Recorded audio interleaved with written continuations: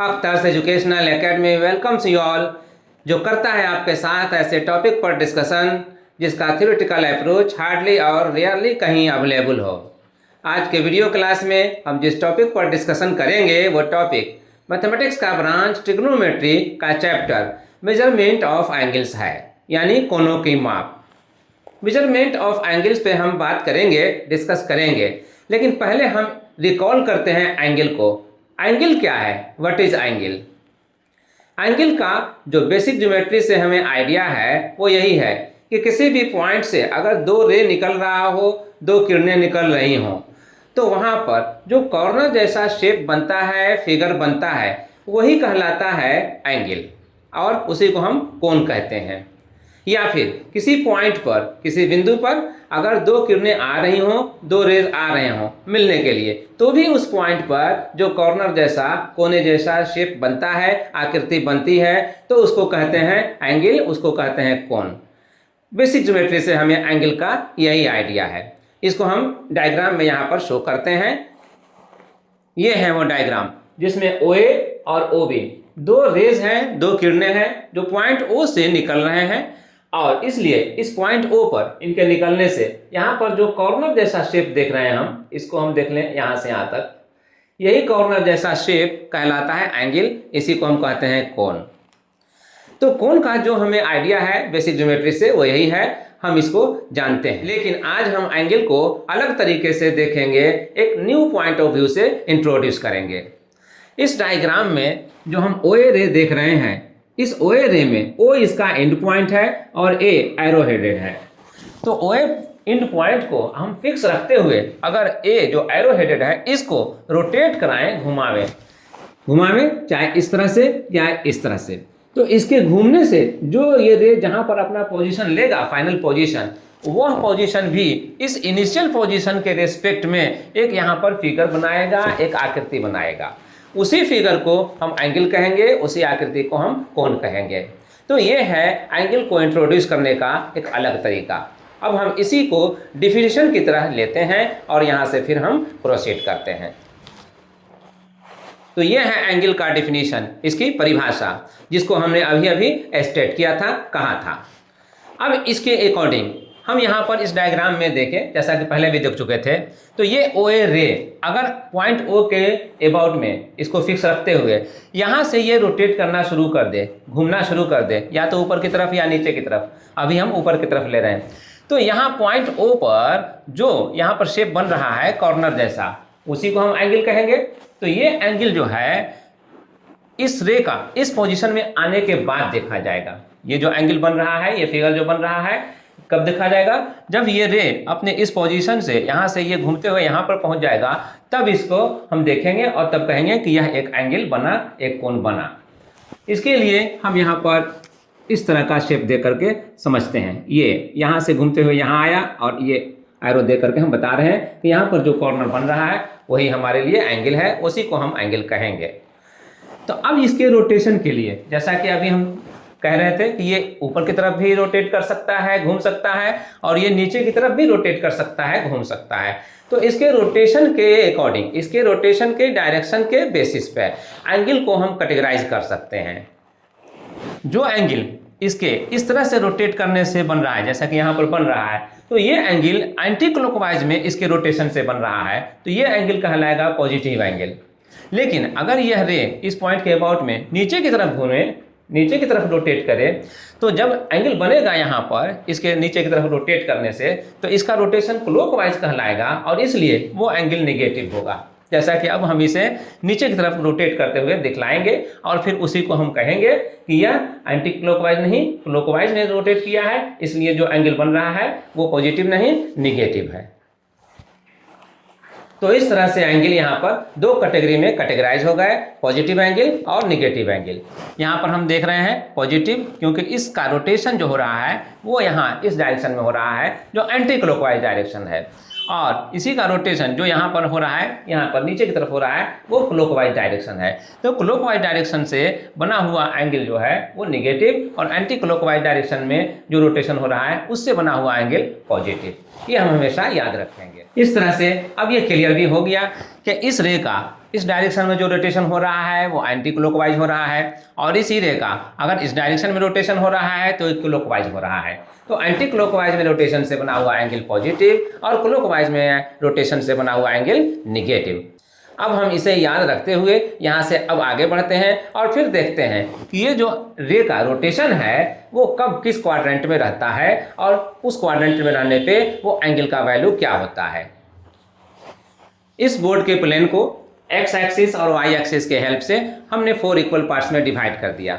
हर एक पार्ट यहाँ पर कहलाएगा क्वाड्रेंट, चतुर्थांश, और इस क्वाड्रेंट को हम नेमिंग करते हैं एंटी क्लॉकवाइज में चलते हुए, मूव करते हुए। कहाँ से? फ्रॉम राइट टॉप, यानी ऊपर वाले हिस्से में दाएं से। तो इस तरह से ये जो फर्स्ट पोर्शन है ये क्वाड्रेंट 1 कहलाएगा, और इसे हम लिखेंगे। तो ये फर्स्ट पोर्शन का नाम हमने दिया क्वाड्रेंट, यानी चतुर्थांश 1।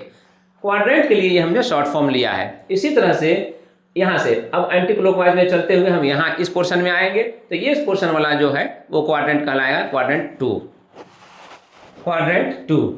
अब इसके बाद फिर इस पोर्शन से हम जब इस पोर्शन में आएंगे तो इसको हम नाम देते हैं क्वाड्रेंट 3, चतुर्थांश 3। तो ये हो गया क्वाड्रेंट 3 यानी चतुर्थांश 3। अब इसके बाद यहाँ से हम यहाँ पर आएंगे और पाएंगे, इसका नाम देंगे क्वाड्रेंट 4। तो इस तरह से ये क्वाड्रेंट 4 हो गया, यानी चतुर्थांश 4 हो गया।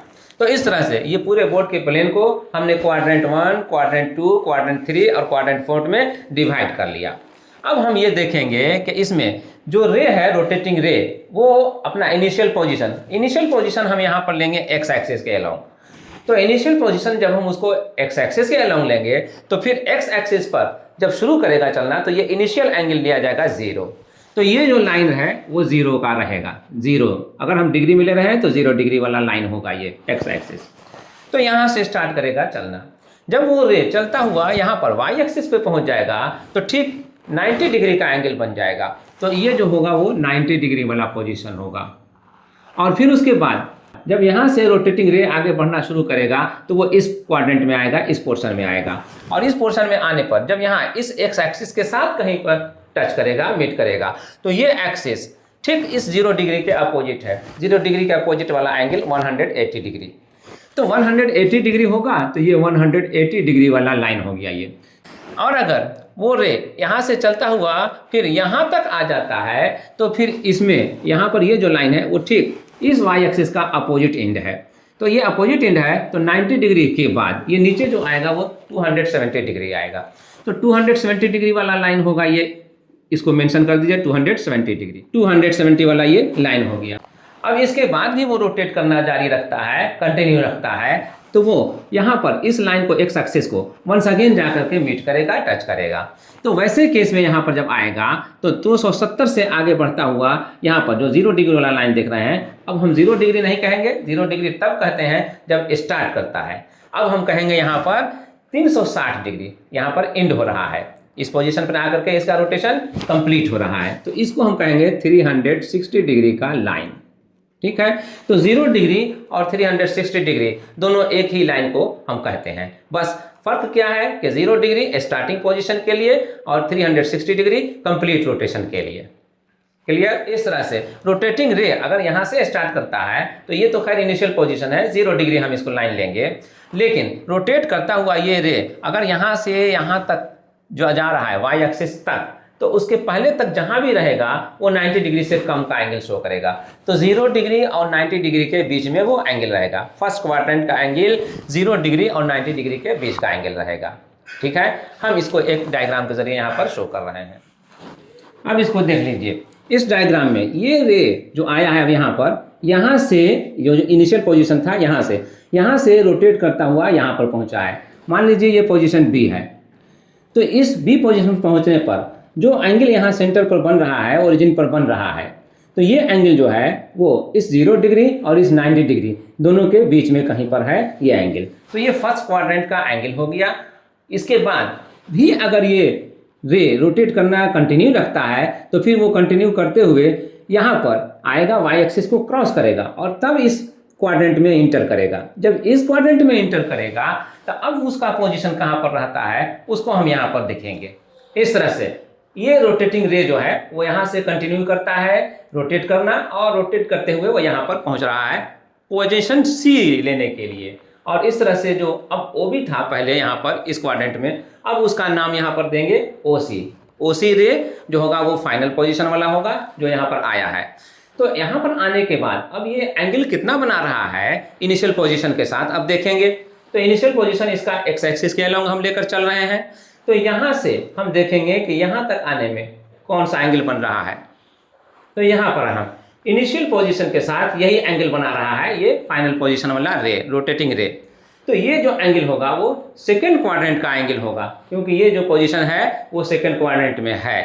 अब इसके बाद भी अगर ये रे रोटेट करता हुआ इस तरफ से आता है और ये एक्स एक्सिस का जो लेफ्ट साइड है उसको क्रॉस करता हुआ नीचे आ जाता है, थर्ड क्वाड्रेंट में इंटर कर जाता है, तो अब देखेंगे इसका कहीं पर जो पोजीशन होगा वो पोजीशन क्या एंगल बना रहा है, और फिर वो जो भी एंगल बनाएगा वो किस क्वाड्रेंट का होगा, ये थर्ड क्वाड्रेंट में है, इसलिए यहाँ से बना हुआ एंगल यहाँ पर आने पर वो थर्ड क्वाड्रेंट का एंगल कहलाएगा। और वो एंगल 180 डिग्री और 270 डिग्री के बीच का कोई वैल्यू रखने वाला होगा।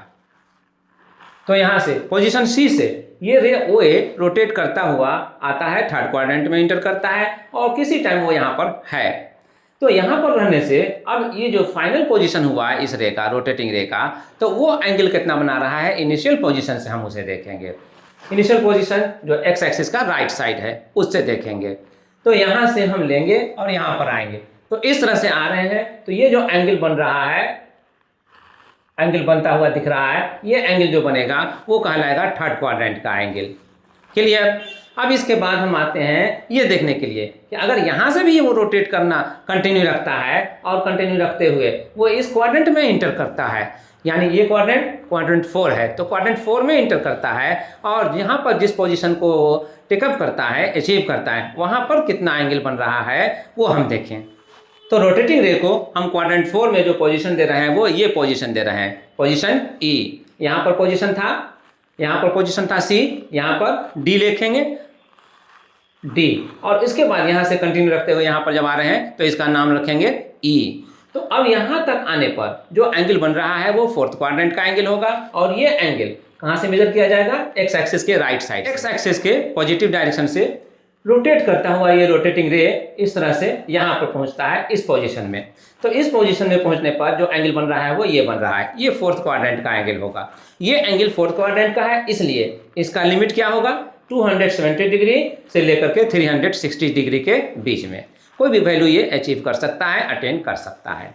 अब हम इसका रोटेशन को यहाँ पर समझ गए कि किस तरह से रोटेट करता हुआ किस क्वाड्रेंट में जाएगा, तो वो एंगल किस क्वाड्रेंट का कहलाएगा, ये हम समझ गए। अब इसका आइडिया लेने के बाद, इसका आइडिया डेवलप करने के बाद अब हम प्रोसीड करते हैं टुवर्ड्स द मेन टॉपिक जो आज हमने डिस्कस करने के लिए सिलेक्ट किया है, चूज किया है, मेजरमेंट ऑफ एंगल्स, यानी कोनों की माप। कोनों की माप यानी अभी तो हम एक एग्जाम्पल ले रहे थे कि यहाँ पर जो एंगल इनिशियल पोजीशन में है वो 0 डिग्री है, यहाँ पर इस पोजीशन में जो है वो 90 डिग्री है, यहाँ पर इस पोजीशन में रहेगा तो 180 डिग्री, यहाँ पर है तो 270 डिग्री, और फिर यहाँ से चलता हुआ यहाँ पर आएगा तो कंप्लीट हो जाएगा 360 डिग्री। ये हम अभी कह रहे थे, डिग्री में एंगल को कह रहे थे। डिग्री एंगल का एक यूनिट है, एंगल को हम डिग्री में मेजर करते हैं, लेकिन सिर्फ यही एक यूनिट नहीं है। अब अगर हम ये समझना चाहते हो कि डिग्री के अलावा भी एंगल को किसी यूनिट में हम एक्सप्रेस कर सकते हैं, तो फिर वो यूनिट क्या है, तो इसको समझने के लिए हमें ये समझना पड़ेगा कि सिस्टम क्या है। जब तक कि हम सिस्टम पर नहीं गौर करेंगे तब तक हम उसके यूनिट को नहीं समझेंगे। हम पहले आते हैं सिस्टम को समझने के लिए। एंगल को मेजर करने के लिए हम जिस सिस्टम का यूज करते हैं वो 3 हैं, 3 सिस्टम्स, देयर आर 3 सिस्टम्स।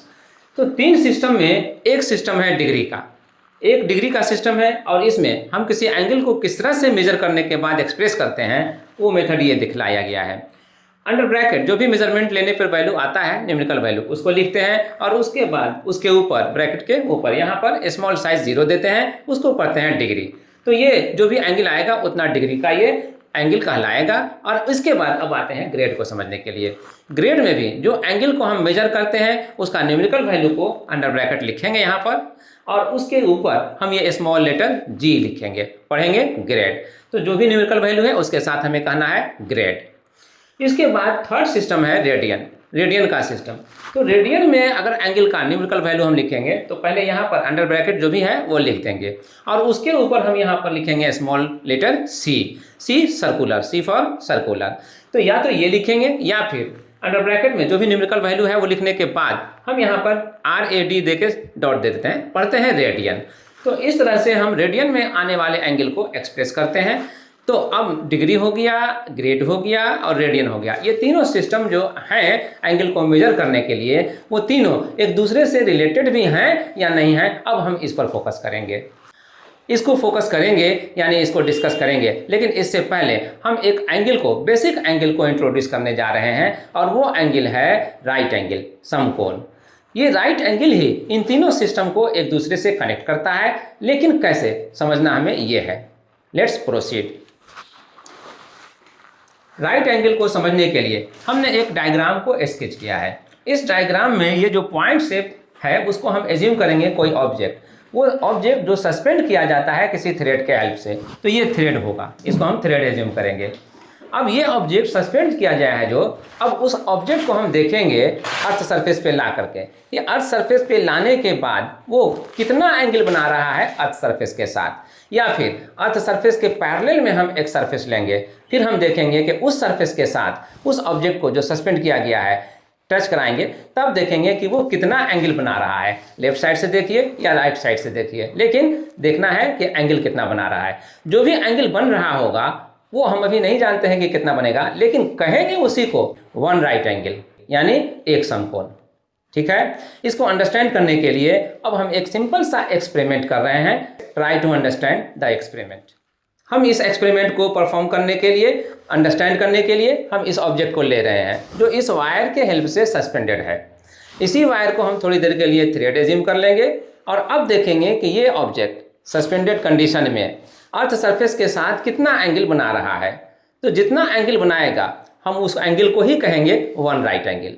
चूंकि यहाँ पर अर्थ सरफेस के साथ कितना टच करने पर ये एंगल बन रहा है ये ओबियस नहीं है, नहीं दिख रहा है, तो अर्थ सरफेस के पैरेलल में हम एक सरफेस लाएंगे और उस सरफेस को इससे टच कराएंगे इस तरह से, और टच करने के बाद फिर देखेंगे कि कितना एंगल बन रहा है। थोड़ी देर के लिए हम एक स्मॉल साइज का बोर्ड लेते हैं और उसी को हम एज्यूम कर लेते हैं कि वो अर्थ सरफेस के पैरेलल है। ये इस तरह से अगर हम लाते हैं और इस ऑब्जेक्ट से इसे टच कराते हैं, तो अब टच करने के बाद ऑब्जेक्ट के राइट साइड से या लेफ्ट साइड से या फ्रंट से जिस तरफ भी हम देखेंगे एक एंगल बनता हुआ दिख रहा है। वो एंगल कितना है हम नहीं जानते, लेकिन इसी एंगल को बेसिकली राइट एंगल डिफाइन किया जाता है, समकोण कहा जाता है। एक्सपेरिमेंट को समझने के बाद अब हम यहाँ पर आते हैं इस डायग्राम में। इस डायग्राम में ये जो लाइन देख रहे हैं एलोंग एक्स एक्सिस हम ले रहे हैं, ये एक्चुअली हम सरफेस के लिए ले रहे हैं। अब यही सरफेस अर्थ के पैरेलल माना जाएगा। तो इस सरफेस के साथ ये ऑब्जेक्ट सस्पेंड किए जाने पर जो एंगल बना रहा है उसे राइट साइड से हम देखें, इधर बन रहा है एंगल यहाँ से यहाँ तक, और इधर बन रहा है यहाँ से यहाँ तक। इसी तरह से इसके सामने भी बन सकता है, लेकिन ये बोर्ड का प्लेन है, सामने के पोर्शन को देख लेना यहाँ पर पॉसिबल नहीं है, इसलिए हम यही दो साइड पर कंसीडर कर सकते हैं। तो जो एंगल इस साइड बन रहा है यहाँ से यहाँ तक का, ये एंगल कहलाएगा राइट एंगल। इस तरह से अगर हम दिखलाते हैं तो ये राइट एंगल के लिए सिंबल हो जाता है। उसी तरह से अगर राइट एंगल इस तरफ बन रहा है, इसको हम दिखलाना चाहते हैं, तो फिर इसको भी हम इस तरह से दिखलाते हैं, ये राइट एंगल का सिंबल हो गया। तो राइट एंगल इस तरफ या इस तरफ, ये दो तरफ हम समझ गए। लिखते हैं वन राइट एंगल यानी एक समकोण। तो अब हम राइट एंगल को, समकोण को समझ गए। इसका बेसिक डेफिनेशन को समझते हुए अब हम आते हैं राइट एंगल को इस सिस्टम में, जो हमने सिस्टम को यहाँ पर इंट्रोड्यूस किया है डिग्री के नाम से, ग्रेड के नाम से, रेडियन के नाम से। अब हम देखते हैं कि ये राइट एंगल किस सिस्टम में क्या इंट्रोड्यूस करता है। अब अगर हम राइट एंगल को डिग्री सिस्टम में देखना चाहते हैं, कंसीडर करना चाहते हैं, तो फिर इसमें एक राइट एंगल को इक्वली 90 पार्ट्स में डिवाइड किया जाएगा। इक्वली 90 पार्ट्स में डिवाइड करने पर हर एक डिवीजन जितना वैल्यू शो करेगा उसको हम 1 डिग्री कहेंगे। तो इस तरह से चूंकि 90 पार्ट्स किया है तो 90 डिवीजन हो गए, तो 90 डिग्री हो गया। तो 90 डिग्री मिल करके एक राइट एंगल फॉर्म करता है। तो इसी से हम डिग्री को इंट्रोड्यूस करते हैं राइट एंगल के साथ। वन राइट एंगल यानी कि एक समकोण इक्वल हो रहा है 90 डिग्री के। इस तरह से राइट एंगल डिग्री से रिलेटेड है। यहाँ पर जो देख रहे हैं आर टी डॉट और ये सिंबल, तो इस आर टी को हम राइट के लिए यूज़ कर रहे हैं और इस सिंबल को एंगल कहने के लिए यूज़ कर रहे हैं। तो यहाँ पर वन राइट एंगल पढ़ा जाएगा। अब इस तरह से ही हम आगे प्रोसीड करेंगे जहाँ कहीं भी प्रॉब्लम्स को वर्कआउट करना हो या कहीं पर हमें डिस्कस करना हो। तो वन राइट एंगल यानी कि एक समकोण इक्वल टू 90 डिग्री से आगे बढ़ते हैं और फिर ये देखते हैं इस डिग्री में जो 90 डिग्री है उसमें से 1 डिग्री लेते हैं और उस 1 डिग्री को इक्वली 60 पार्ट्स में हम डिवाइड करते हैं। तो हर एक डिवीजन कहलाता है मिनट। तो इस तरह से 60 मिनट्स मिलकर के 1 डिग्री को डिफाइन कर रहा है। और ठीक इसी तरह से अगर हम 1 मिनट को लें और मिनट को लेने के बाद उसको इक्वली 60 पार्ट्स में डिवाइड करें तो हर एक डिवीजन कहलाएगा सेकेंड। इस तरह से 60 सेकेंड्स मिलकर के 1 मिनट को डिफाइन करता है। तो यहाँ पर इसे भी मेंशन करते हैं और फिर प्रोसीड करते हैं। 1 डिग्री इक्वल टू 60 मिनट्स और 1 मिनट इक्वल टू 60 सेकेंड्स। इस तरह से हमने डिग्री को मिनट्स में और मिनट को सेकेंड्स में डिवाइड कर दिया डिग्री सिस्टम के लिए। हाँ, यहाँ पर जो साइन देख रहे हैं ये डैश जैसा, इसको हम मिनट पढ़ते हैं। यहाँ पर लिखा भी हुआ है लेकिन हर जगह पर ये लिखा हुआ नहीं मिलेगा। या तो ये रहेगा ये नहीं रहेगा, या ये रहेगा तो ये नहीं रहेगा। क्लियर? उसी तरह से यहाँ भी या तो ये रहेगा ये नहीं रहेगा, अगर ये रहा तो फिर ये नहीं रहेगा। क्लियर हो गया? अब इसके बाद हम आते हैं ग्रेड सिस्टम में। ग्रेड सिस्टम में वन राइट एंगल को हम रिलेट करते हैं 100 ग्रेड से। इसके माने ये हुआ कि वन राइट एंगल को यहाँ पर इक्वली 100 पार्ट्स में डिवाइड किया गया है और हर एक पार्ट को, हर एक डिवीजन को ग्रेड कहा गया है। तो 100 ग्रेड्स मिल करके वन राइट एंगल को फॉर्म करता है। क्लियर? और ठीक जिस तरह से डिग्री सिस्टम में डिग्री को हमने डिवाइड किया था फर्दर मिनट्स और सेकेंड में, इसी तरह से ग्रेड सिस्टम में भी यहाँ पर ग्रेड को भी डिवाइड करते हैं फर्दर मिनट और सेकेंड में ही। तो एक ग्रेड, 1 ग्रेड जो ले रहे हैं 1 ग्रेड को अगर हम 100 पार्ट्स में इक्वली डिवाइड करें तो हर एक पार्ट कहलाता है मिनट। तो इस तरह से एक ग्रेड में 100 मिनट लिया जाता है यहाँ। और इसी तरह से अगर 1 मिनट को 100 पार्ट्स में इक्वली डिवाइड करें बराबर बराबर तो हर एक पार्ट, हर एक हिस्सा कहलाएगा सेकेंड। तो इस तरह से यहाँ पर 100 सेकेंड, 100 सेकेंड्स मिलकर के हो रहा है 1 मिनट ग्रेड सिस्टम के लिए। तो हमने ग्रेड सिस्टम, डिग्री सिस्टम ये दोनों देख लिया। अब इसके बाद हम प्रोसीड करते हैं टूवर्ड्स रेडियन। रेडियन को समझने के लिए हम यहाँ आते हैं। रेडियन को डिफाइन किया जाता है L/R equal to theta radian. ये जो सिंबल है इसको हम थीटा पढ़ते हैं, इसको थीटा पढ़ते हैं और ये वैल्यू है किसका? L/R का, यानी कि L में हम R से डिवाइड कर रहे हैं। तो जो कुछ भी आ रहा है उसको हम यहाँ पर थीटा से सिंबलाइज कर रहे हैं। बट L क्या है? अब L क्या है या R क्या है, इसको हम इस डायग्राम में आकर समझते हैं। ये डायग्राम एक सर्किल का डायग्राम है। इस सर्किल में यहाँ A से B तक 2 पोजीशन जो दिखला रहे हैं A और B, यहाँ पर A से B तक जो लेंथ हो रहा है एक सर्किल का, इस लेंथ को हम स्पेशल नेम देते हैं आर्क। तो इस आर्क का ये लेंथ है L। आर्क मीन्स चाप, तो चाप की लंबाई है L। तो अब इस आर्क के लेंथ में इसका रेडियस जो है यहाँ से यहाँ तक, O से A तक या O से B तक, रेडियस R, स्मॉल r से ले रहे हैं रेडियस।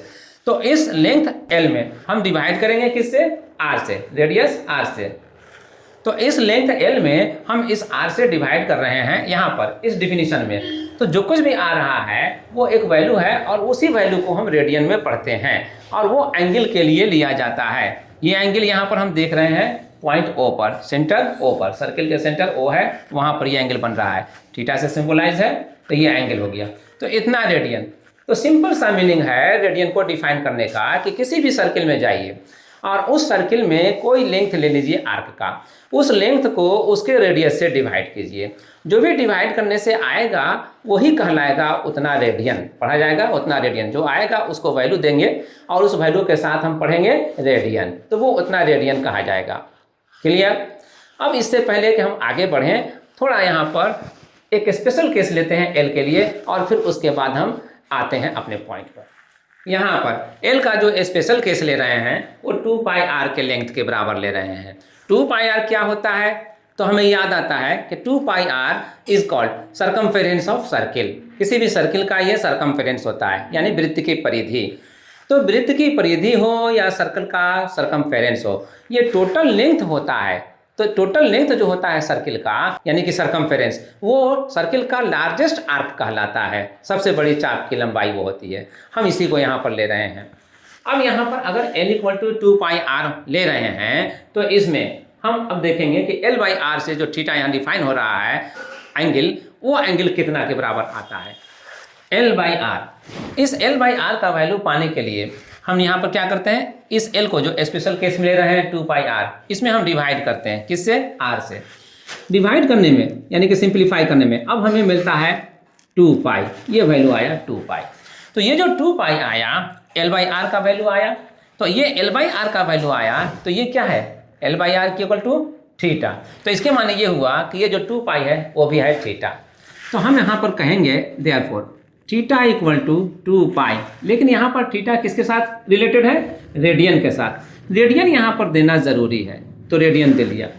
अब थीटा = पढ़ेंगे 2π रेडियन। इसको ऐसे लिखिए या फिर ऐसे लिखिए। तो 2π रेडियन ऐसे लिखें या फिर ऐसे लिखें। ये थीटा एंगल डिफाइन हो गया रेडियन में। अब हम इस पाई पर फोकस करेंगे। ये पाई है क्या, पाई जो आया है ये यहाँ से आया है, जो सर्किल का लेंथ है कंप्लीट आर्क के लिए 2πr, तो पाई यहाँ से आया है। बट ये पाई क्या है, पाई एक्चुअली एक इरेशनल नंबर है, यानी कि अपरिमेय संख्या है। ये अपरिमेय संख्या या इरेशनल नंबर भी इसी सर्किल से या इस जैसे सर्किल से डिफाइन हो रहा है। कैसे? किसी भी सर्किल के लेंथ को, टोटल लेंथ को अगर हम उसके डायमीटर से डिवाइड करते हैं तो एक इंटरेस्टिंग फिगर आता है। और वो इंटरेस्टिंग फिगर ये है कि साइज चाहे जो भी हो सर्किल का, डायमीटर उसका जो भी हो, तो उस सर्किल के साइज में उसके डायमीटर से अगर डिवाइड करते हैं तो हमेशा एक ही तरह का नंबर आता है। और वो नंबर का एक शॉर्ट फॉर्म हमें याद है 3.14 समथिंग या 22/7 करके हम उसे कह देते हैं ऑलमोस्ट में। लेकिन ये एग्जैक्ट नहीं है। एग्जैक्ट वैल्यू इतना ज़्यादा है कि डेसिमल के बाद वो कभी कंप्लीट ही नहीं होता है। डिवीजन में जो L में हम R से डिवाइड करने की बात कर रहे हैं, उसमें हम अगर डिवाइड करते हैं तो वो कंप्लीट ही नहीं होता है। और जो डिजिट्स आते हैं आफ्टर डेसिमल वो रिपीट तो होते हैं, लेकिन रेगुलर रिपीट नहीं होते हैं। रेगुलर मतलब नियमित रूप से वो नहीं आते हैं। मान लीजिए 2 किसी जगह पर आया, तो 2 अगर 4 डिजिट के बाद फिर अगर आ रहा है, फिर 4 डिजिट के बाद आ रहा है, तो उसको हम कहते हैं रेगुलर रिपीटिशन। लेकिन ऐसा नहीं होता है। ये 2 अगर एक बार आ गया तो फिर कहाँ पर आएगा हम उसको कह नहीं सकते हैं। उस डिवीजन को अगर ऐसा हम पाते हैं जिसमें आफ्टर डेसिमल वो कंप्लीट नहीं हो रहा है और रेगुलर रिपीट नहीं हो रहा है, तो यह एक ऐसे नंबर को डिफाइन करता है जिसका नाम इरेशनल है, यानी अपरिमेय है। तो ऐसा नंबर जो डेसिमल के बाद टर्मिनेट नहीं हो, वो रेगुलर रिपीट भी नहीं हो, तो उसे इरेशनल कहेंगे। उसी इरेशनल नंबर को, सर्किल के लिए जो आ रहा है, उसी इरेशनल नंबर को हम सिंबलाइज कर रहे हैं इस सिंबल से, पाई से। तो पाई यहाँ पर उस नंबर को इंडिकेट करता है। क्लियर? अब इसे क्लियर करने के बाद अब वंस अगेन हम आते हैं यहाँ पर थीटा = 2π रेडियन। 2π रेडियन में पाई का वैल्यू हम क्या लेंगे? पाई का वैल्यू अगर कोई प्रॉब्लम्स को वर्कआउट कर रहे हैं तो प्रॉब्लम्स में दिया हुआ होगा जो उसको हम टेकअप करेंगे, लेंगे। लेकिन अगर नहीं है गिवन तो फिर 22/7 या फिर 3.14 जो भी होगा हमारे लिए सिंपल कैलकुलेशन में लेने के बाद उसे हम यूज़ करेंगे और उसे हम कंप्लीट करेंगे। क्लियर? अब आते हैं यहाँ पर जो हमने कहा था कि राइट एंगल के साथ रेडियन किस तरह से रिलेटेड है वो देखने के लिए। चूँकि हमने कहा कि ये जो थीटा = 2π रेडियन हो रहा है, तो ये इस सर्किल में सर्किल का लार्जेस्ट लेंथ जो आर्क का है उसके ज़रिए हो रहा है। तो लार्जेस्ट लेंथ तो खुद सर्किल ही है। तो खुद सर्किल है तो इसमें हम ये समझें कि इस पॉइंट से चल करके अगर रोटेटिंग रे इस तरह से आता जाए और यहाँ आते आते यहाँ पर वंस अगेन पहुँच जाए, तब जाकर के कहा जाएगा कि 1 रोटेशन इसका कंप्लीट हो गया। 1 रोटेशन कंप्लीट होते ही ये सेंटर पर जो एंगल बनता है ये इस तरह से आएगा और ऐसे आते आते यहाँ पर पहुँच जाएगा। तो ये सेंटर पर बना हुआ जो एंगल होगा वो कहलाएगा कंप्लीट एंगल। कंप्लीट एंगल जो यहाँ पर अब देख रहे हैं कि इस सर्किल का टोटल लेंथ थीटा जो बना रहा है वो थीटा 2π रेडियन हो रहा है, तो कंप्लीट एंगल ये हुआ 2π रेडियन। रेडियन में ये एंगल हो गया 2π रेडियन का। बट हम जानते हैं किसी भी पॉइंट के अबाउट में, किसी भी प्लेन में, किसी भी पॉइंट के अबाउट में जो टोटल एंगल बनता है, कंप्लीट एंगल बनता है, वो होता है 360 डिग्री। डिग्री में 360 डिग्री। तो इसके माने ये हुआ कि ये जो 2 पाई रेडियन का एंगल है, कंप्लीट एंगल, यहाँ पर उस 360 डिग्री के इक्वल होगा। यस, यहीं से रेडियन को हम डिग्री के साथ रिलेट करते हैं। Now proceed. तो 2 पाई इक्वल टू 360 डिग्री, जैसा कि हमने अभी डिस्कस किया कि ये theta equal to 2 pi radian, या ये 2 पाई रेडियन ले रहे हैं, तो ये कंप्लीट एंगल है और कंप्लीट एंगल को हम डिग्री में कहते हैं 360 डिग्री। तो ये 360 डिग्री 2 पाई रेडियन के इक्वल होगा, इसीलिए इस रिलेशन को हम यहाँ पर मेंशन कर रहे हैं। अब इससे हम ये कैलकुलेट करेंगे कि पाई का वैल्यू क्या आ सकता है। पाई के वैल्यू को फाइंड आउट करने के लिए इसके साथ जो 2 यहाँ पर है राइट साइड लाइए और राइट साइड ला करके 360 को 2 से डिवाइड कीजिए। डिवाइड करने पे आएगा 180 डिग्री हुआ। तो पाई रेडियन जो हो रहा है 180 डिग्री के इक्वल हो रहा है। अब यहाँ पर ये डिग्री है और ये रेडियन है, रेडियन यहाँ पर शो कर दीजिए C लिख करके। तो अब ये C लिख दिया यहाँ पर भी और यहाँ पर भी। C लिखना ज़रूरी है क्योंकि C रहेगा सिंबल तभी हम उसको रेडियन में पढ़ेंगे। तो इस तरह से ये 2 pi radian equal to 360 degree पढ़ेंगे और ये pi radian equal to 180 degree पढ़ेंगे। अगर यहाँ पर सिंबल या यहाँ पर सिंबल ना हम मेंशन करें तब क्या होगा, तब तो फिर हो जाएगा पाई इक्वल टू 100। जो पाई इक्वल टू 100 होगा या फिर ये होगा 2 पाई इक्वल टू 360। तो ऐसा रिलेशन आने पर ये कंट्रोवर्शियल हो जाएगा। कैसे? पाई का वैल्यू चूंकि हमने अभी कहा कि या तो हम ऑलमोस्ट में 3.14 लेते हैं या 22/7 लेते हैं, तो किसी भी वैल्यू को लेकर के अगर हम 2 से मल्टीप्लाई करें तो 180 यहाँ पर जो आ रहा है वो नहीं आएगा पाई के इक्वल, या फिर यहाँ जो आ रहा है 360 डिग्री जो यहाँ 2 पाई के लिए आ रहा है वो नहीं होगा इक्वल। तो इसलिए यहाँ पर ये सिंबल हम मेंशन करते हैं और तभी जा करके ये करेक्ट रिलेशन होता है। क्लियर? अब इसके बाद हम यहाँ pi radian equal to 180 degree कह रहे हैं, तो अब हम इसको फर्दर हाफ करते हैं। हाफ करने पर हम क्या पाते हैं, लेट्स सी। पाई/2 रेडियन करने पर हम पा रहे हैं 180 डिग्री बाई 2 और ये कैंसिल होकर के आ जाएगा 90 टाइम्स में 90 डिग्री। तो ये जो वैल्यू आएगा पाई/2 रेडियन ये किसके इक्वल हो जाएगा, 90 डिग्री के। और 90 डिग्री क्या होता है, 90 डिग्री 1 राइट एंगल के इक्वल होता है। तो फिर हम इसे लिखेंगे 1 राइट एंगल। तो जैसे ही हम यहाँ पर 1 राइट एंगल लिखते हैं वैसे ही ये 1 राइट एंगल किसके इक्वल हो रहा है, पाई/2 रेडियन के। तो पाई/2 रेडियन 1 राइट एंगल के इक्वल हो गया। इस तरह से हमने 1 राइट एंगल को रेडियन के साथ रिलेट कर दिया। क्लियर? इस तरह से मेजरमेंट ऑफ एंगल्स में जो हमने देखा सिस्टम, एंगल को मेजर करने के लिए जो सिस्टम देखा, डिग्री, ग्रेड और रेडियन, तीनों को 1 बाय 1 डिस्कस कर लिया और उसका आइडिया डेवलप कर लिया, उसका कॉन्सेप्ट डेवलप कर लिया। अब इस आइडिया को, इस कॉन्सेप्ट को डेवलप करने के बाद हम प्रोसीड करते हैं कुछ प्रॉब्लम्स को वर्कआउट करने के लिए, ताकि इस आइडिया को, इस कॉन्सेप्ट को हम रियलाइज कर सकें। Let's proceed. तो ये है वो प्रॉब्लम एज एग्जाम्पल नंबर 1 जिसे हम वर्कआउट करेंगे। इस 1 में भी 2 पार्ट्स हैं। करना क्या है इसमें, चेंज यानी कि बदलना है। चेंज का मतलब बदलना होता है, तो चेंज यानी कि बदलें। क्या है यहाँ पर बदलने के लिए, पार्ट 1 में 125 डिग्री 30 मिनट्स ये दिया हुआ है, एंगल है। किसमें बदलना है इसको, इन रेडियंस, रेडियन में बदलना है।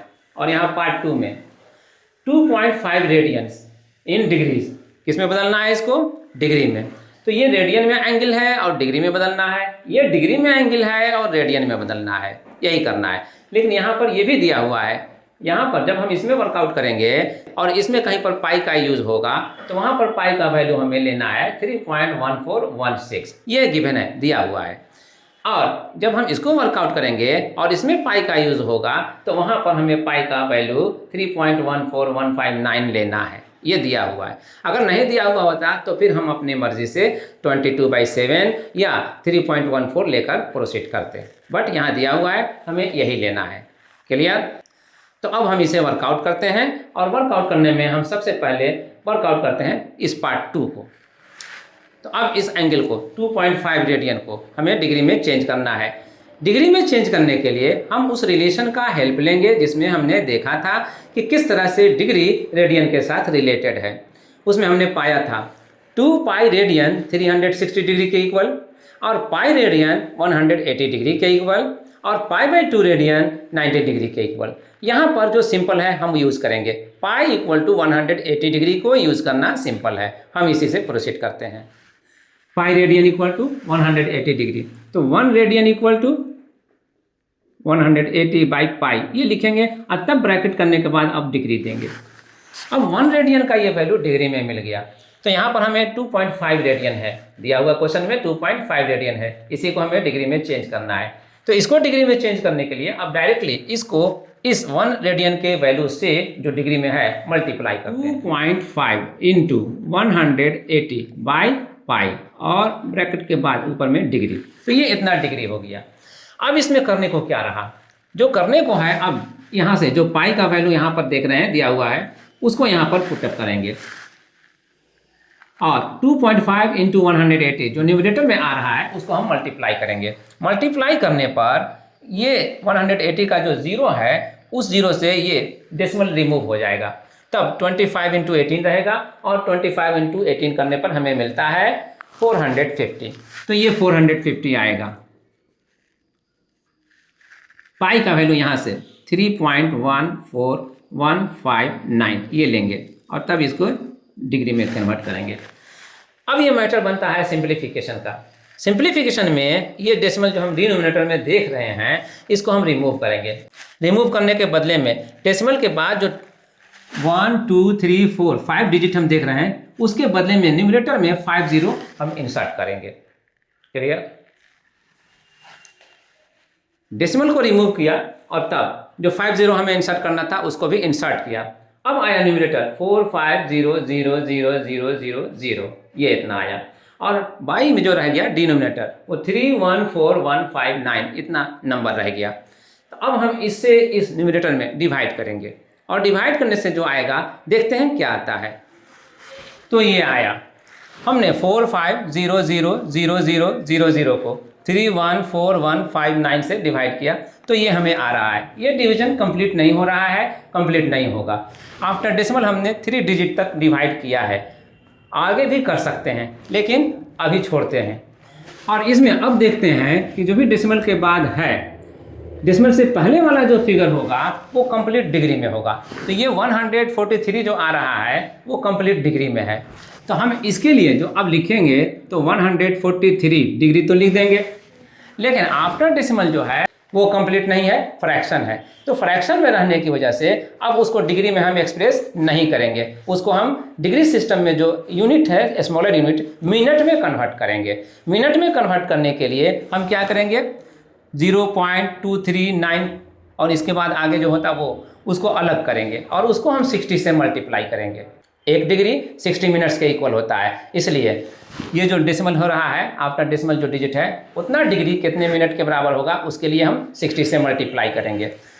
वो मल्टीप्लाई करने पर क्या आता है लेट्स सी 0.239 और इसके बाद भी यहाँ पर अगर 1 मोर डिजिट तक लेकर के हम यहाँ पर अगर इस डिवीजन को कंटिन्यू रखते तो हमें क्या मिलता। यहाँ पर जो रिमाइंडर आ रहा है यहाँ पर हम एक बार दोहरा दें 178999 आ रहा है, यही ना। तो अब इसमें हम देख रहे हैं कि अगर हम डेसिमल के एवज में यहाँ पर 0 दे देते हैं तो ये जो आएगा वो 3 डिजिट करने के बाद 4 डिजिट यहाँ पर आ जाएगा। 0 अगर ले लें तो ये 1 2 3 4 ये डिजिट हो जाएगा। तो ये 178 है। ये 178 को अगर यहाँ 31 जो हम देख रहे हैं ये इसको हम गेस करें तो 5 टाइम्स में देखते हैं मल्टीप्लाई करके 31 इंटू 5 155 हो रहा है, तो 155 इसमें आ जाएगा।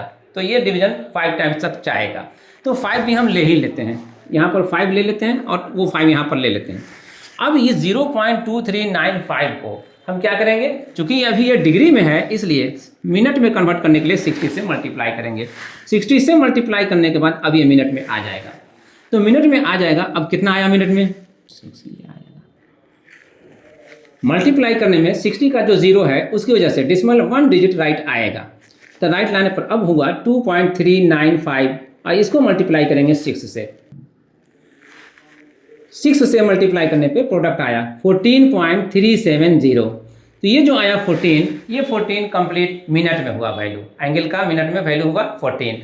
तो यहाँ पर मिनट में 14 मिनट मेंशन करेंगे। और डेसिमल के बाद जो आ रहा है डेसिमल 370 ये जो डिजिट है वो अब कंप्लीट मिनट नहीं है, है ना, लेस देन 1 है। तो अब इसको कंप्लीट मिनट ना होने की वजह से सेकंड में कन्वर्ट करेंगे। सेकंड में कन्वर्ट करने के लिए बाय रूल वंस अगेन 60 से मल्टीप्लाई करेंगे। तो 60 से अब मल्टीप्लाई करने पे ये कितना देगा, लेट्स सी 0.37 हम लेते हैं और इसको 60 से मल्टीप्लाई करते हैं सेकेंड।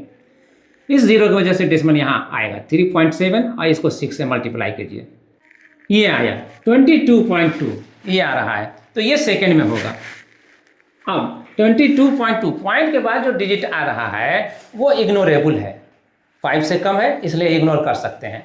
जब इग्नोर कर देंगे तब ये 22 सेकेंड हम लेंगे, 22 सेकेंड, इसका वैल्यू 22 सेकेंड मेंशन करने के बाद अब हम कह सकते हैं कि 2.5 रेडियन को जब हम डिग्री में चेंज करेंगे तो वो वैल्यू होगा 143 डिग्री 14 मिनट्स और 22 सेकेंड्स का, ये होगा। इसको हम आंसर करेंगे। इस आंसर के साथ ही ये जो प्रॉब्लम था पार्ट 2 का ये कंप्लीट हुआ।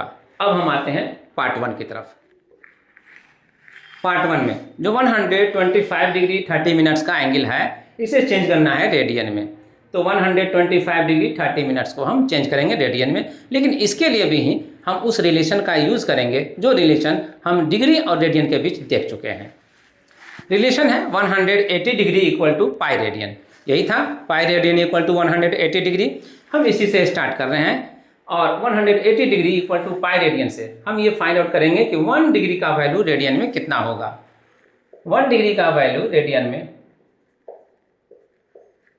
पाई बाई 180 रेडियन होगा, ये होगा। तो अब इसको जिसे रेडियन में कन्वर्ट करना है इसको डायरेक्टली अब इससे मल्टीप्लाई कर देंगे। अगर 1 डिग्री ये रेडियन में वैल्यू ले रहा है तो इतना डिग्री कितना वैल्यू लेगा उसको मल्टीप्लाई करने से ही पा सकते हैं। लेकिन इससे पहले यहाँ पर जो देख रहे हैं कि 125 डिग्री और ये 30 मिनट में है, डिग्री में एक्सप्रेस्ड नहीं है, तो पहले हम इसको डिग्री में एक्सप्रेस करेंगे।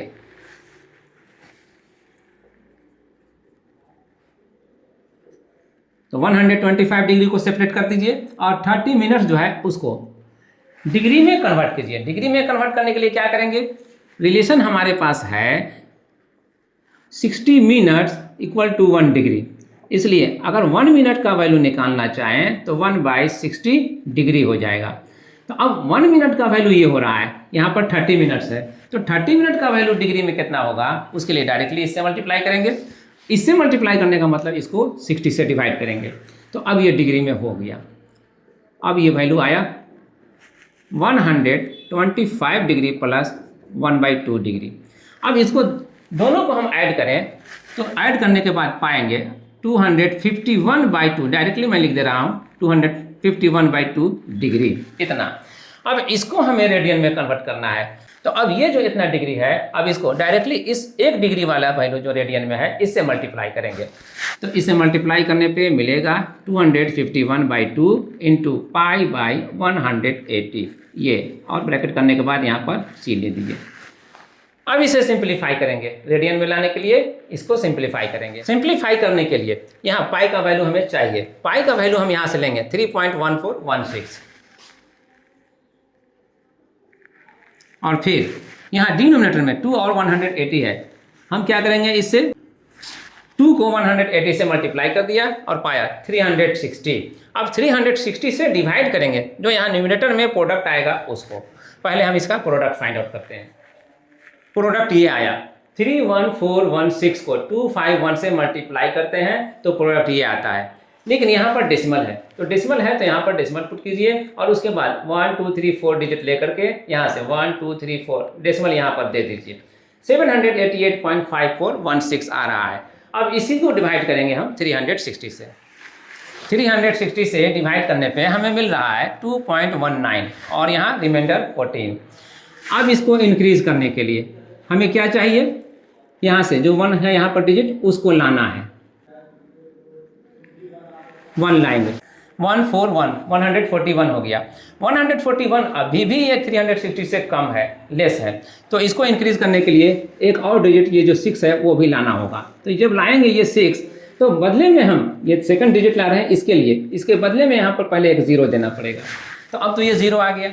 अब क्वोशिएंट यहाँ पर जब तय करेंगे इससे 360 से किसको मल्टीप्लाई करें कि ये या इससे कम रहे, तो जब तय करेंगे तो 0 के बाद ही वो लिखा जाएगा, यहाँ पर 0 के बाद लिखा जाएगा। तो 0 के बाद जो भी आएगा वो इस 0 की वजह से मीनिंगफुल नहीं रह जाएगा, इसलिए हम इसे यहाँ पर अब डिसकंटिन्यू करते हैं डिवीजन को करना, और तब जो आ रहा है 2.19 इसी को हम आंसर करते हैं।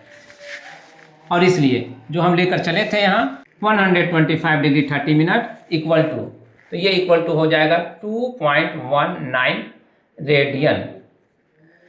रेडियन में हमें चेंज करना था, तो ये हो जाएगा रेडियन, और इसे हम आंसर कर लेंगे। तो इस तरह से ये आंसर हो गया। तो पार्ट 1 का ये दोनों प्रॉब्लम वर्कआउट हो गया। Now we proceed towards next problem. ये हमारा प्रॉब्लम है next problem. As example number 2 problem है the three angles of a quadrilateral are 70 degree, 70 grade and 5 π/6 radian. Find the fourth angle in degrees. क्या कहना है इसका? किसी चतुर्भुज के 3 कोण हैं 70 डिग्री, 70 ग्रेड और 5 π/6 रेडियन। तो चौथा कोण को डिग्री में ज्ञात करना है, डिग्री में पता करना है। इसको हम वर्कआउट करेंगे किस तरह से, जो भी स्टेप लेंगे उससे पहले यहाँ पर ब्रीफिंग कर दें। यहाँ पर जो देख रहे हैं एंगल 70 डिग्री, 70 ग्रेड और 5 π/6 रेडियन, ये जो गिवन है एंगल्स वो एक यूनिट में नहीं है, सेम यूनिट में नहीं है। तो वर्कआउट करने के दौरान हमेशा आप ध्यान रखें सेम यूनिट का। तो यहाँ पर नहीं है तो सेम यूनिट में लाना है। अब सेम यूनिट में लाना है तो किस यूनिट में हम चेंज करें, अब इसको देखना है। यहाँ पर जो हमें फाइंड आउट करना है कि फोर्थ एंगल को डिग्री में फाइंड आउट कीजिए, तो डिग्री में हमें लाना है। तो जो एंगल हम देख रहे हैं ये 70 डिग्री, तो ये तो डिग्री में है ही। यहाँ 70 ग्रेड और 5 π/6 रेडियन, ये जो है वो डिग्री में नहीं है। तो इन दोनों को हम डिग्री में कन्वर्ट करेंगे। लेट्स डू 70 ग्रेड यानी 70 ग्रेड, जिसे हम डिग्री में कन्वर्ट करने जा रहे हैं। इसके लिए हम किसका हेल्प लेंगे? इसके लिए हम हेल्प लेंगे उस रिलेशन का जो डिग्री और ग्रेड को रिलेट कर सके। वो कौन सा है? हमने देखा है वन राइट एंगल इक्वल होता है 90 डिग्री के, और वन राइट एंगल ही इक्वल होता है 100 ग्रेड के। इसके माने ये हुआ कि दोनों एंगल जो 90 डिग्री है, जो 100 ग्रेड है, दोनों अगर वन राइट के इक्वल हो रहा है, वन राइट एंगल, तो दोनों इक्वल है आपस में। यस, हम इसी का हेल्प लेंगे। 100 ग्रेड इक्वल टू 90 डिग्री है ना, दोनों इक्वल है किसके? वन राइट एंगल के। यहाँ पर अंडर ब्रैकेट मेंशन है। तो यहाँ से आप 1 ग्रेड का वैल्यू फाइंड आउट कीजिए, और इसके लिए 100 को लाइए राइट साइड में, तब लिखा जाएगा 90/100 और उसके बाद ब्रैकेट के ऊपर डिग्री। तो ये डिग्री में हो गया, 1 ग्रेड का वैल्यू डिग्री में हो गया। यहाँ पर 70 ग्रेड है, 70 ग्रेड है, तो 70 ग्रेड डिग्री में कितना होगा? इसके लिए डायरेक्टली 1 ग्रेड के वैल्यू से हम उसे मल्टीप्लाई करेंगे। 70 × 90/100 करने के बाद हम इसे डिग्री में पाएंगे। अब क्या आएगा? अब सिंप्लीफाई करने में इस 0 को इस 0 से और इस 0 को इस 0 से कैंसिल करेंगे। आफ्टर कैंसिलेशन 7 × 9 आ रहा है 63, तो ये 63 डिग्री हो जाएगा। 70 ग्रेड एंगल जो है वो 63 डिग्री के इक्वल है, तो ये हमें कन्वर्ट हो गया। अब आते हैं इस एंगल को जो 5 π/6 रेडियन में है, उसको डिग्री में कितना ला रहे हैं वो देखने के लिए। 5 π/6 रेडियन। अब इस एंगल को हमें डिग्री में कन्वर्ट करना है। इसके लिए हम उस रिलेशन का यूज़ करेंगे जो इससे पहले हम डिस्कस कर चुके हैं। पाई रेडियन इक्वल होता है 180 डिग्री के, होता है इक्वल। तो हम इसी को यहाँ पर रिलेट करते हैं और प्रोसीड करते हैं। Pi radian equal to 180 degree, तो 1 रेडियन इक्वल होगा 180/पाई के, और ये डिग्री में होगा। अब 1 रेडियन इक्वल हो रहा है इतना के, तो हमारे पास 5 π/6 रेडियन है, तो ये कितना होगा डिग्री? इसके लिए डायरेक्टली इसको अब इससे हम मल्टीप्लाई करेंगे। मल्टीप्लाई करने पे आया 5 π/6 × 180/पाई। अब इसमें सिंप्लीफाई जब करेंगे तो पाई और पाई कैंसिल हो रहा है। यहाँ 6 180 को 30 टाइम्स में कैंसिल कर रहा है, तो अब बचा 5 और यहाँ पर 30, तो 5 × 30 150। ये 150 ही होगा वैल्यू डिग्री में, किसका? 5 π/6 जो रेडियन में है उसका। इस तरह से ये जो 2 एंगल था नॉन डिग्री है ना, उसको हमने डिग्री में कन्वर्ट कर लिया। ये आया 63 डिग्री और ये आया 150 डिग्री, और ये ऑलरेडी डिग्री में है ही है। तो एक क्वाड्रिलेटरल में 4 एंगल्स होते हैं। 4 एंगल्स में 3 एंगल्स यहाँ पर गिवन है, दिया हुआ है। फोर्थ एंगल को फाइंड आउट किया जा सकता है। कैसे? इसके लिए हम एक बेसिक ज्योमेट्री का हेल्प लेंगे, और वो बेसिक ज्योमेट्री का फैक्ट है कि किसी भी क्वाड्रिलेटरल में चारों एंगल का सम 360 डिग्री होता है। चारों कोनों का योगफल 360 डिग्री होता है। इसका हम हेल्प। अब इसके लिए क्वाड्रिलेटरल किस नाम से है ये तो दिया हुआ है नहीं, तो एंगल का नाम हम अपनी तरफ से चूज करते हैं। एंगल 1, एंगल 2, एंगल 3 और एंगल 4। इसमें एंगल 1 को हम 70 डिग्री ले लेंगे जो यहाँ पर है, और एंगल 2 को यहाँ जो 70 ग्रेड है उसको हम ले लेंगे, और एंगल 3 को यहाँ जो 5 पाई बाई 6 रेडियन है इसको ले लेंगे और एंगल 4 को जो नहीं दिया हुआ है उसको ऐसे ही रहने देंगे। Now proceed. By geometry in a quadrilateral क्या होता है, angle 1 plus angle 2 plus angle 3 plus angle 4 equal to 360 degree. अब इस रिलेशन में एंगल 1 एंगल 2 एंगल 3 जिसके लिए हमने अभी डिस्कस कर लिया कि इसके क्या वैल्यूज हैं डिग्री में, उससे हम इन्हें रिप्लेस करेंगे।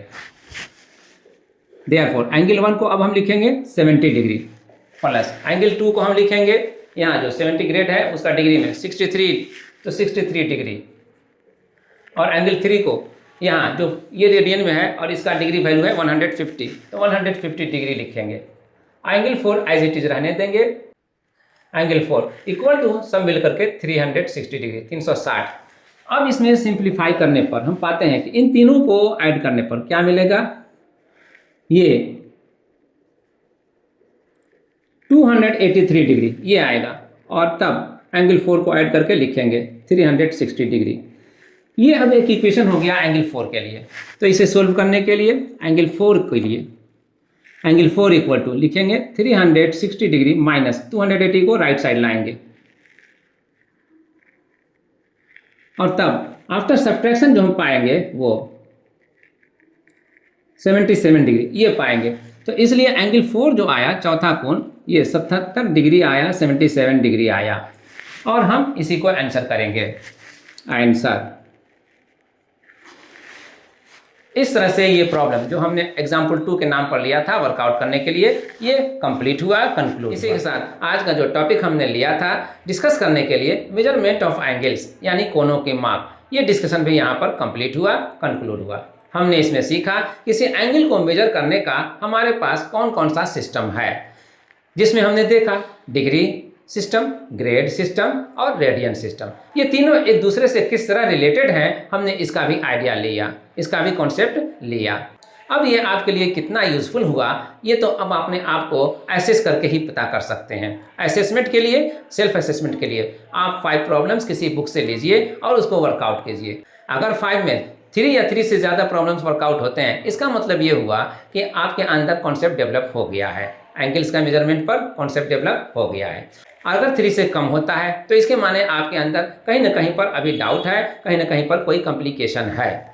अगर ऐसा है तो प्लीज़ कमेंट बॉक्स में अपने कमेंट के ज़रिए मुझे फीडबैक दीजिए। आने वाले किसी न किसी वीडियो क्लास में मैं इसको रेक्टिफाई करूँगा जहाँ कहीं भी पॉसिबल होगा। तो इसी के साथ आज का क्लास अब कंक्लूड करते हैं। मिलते हैं फिर किसी क्लास में, फिर किसी टॉपिक पर डिस्कशन करते हुए। Thank you.